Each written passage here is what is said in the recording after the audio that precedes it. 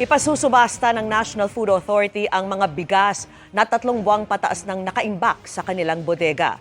Bagaman luma, ligtas ang mga itong kainin ayon po yan sa NFA. Nakatutok si Bernadette Reyes.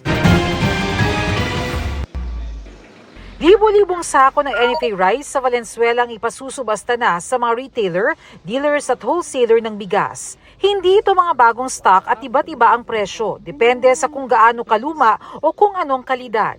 Itong bigas na 13 buwan na mula ng magiling, hindi nalalayo ang itsura at kulay sa bigas na 3 buwan o pababa.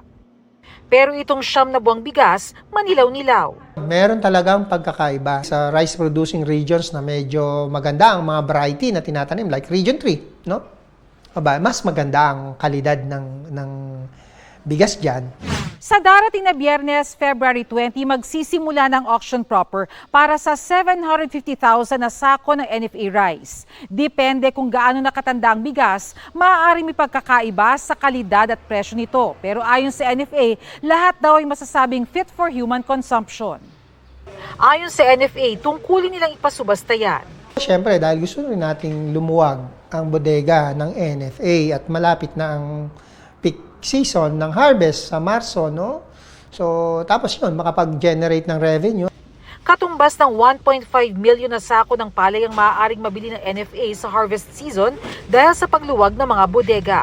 Mahigit 900 million pesos naman ang inaasahang dagdag pondo mula sa napagbentahan ng pasubasta.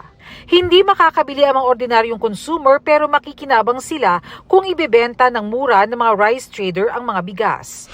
Malaking tulong lalo't 40 hanggang 54 pesos ang kilo ng local well-milled rice. Nakakaunti ang supply sa ilang pwesto tulad sa Marikina Public Market.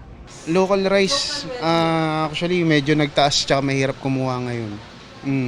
Ayun ang problema ngayon. Kulang yung budget, kaya yung medyo mura na lang muna.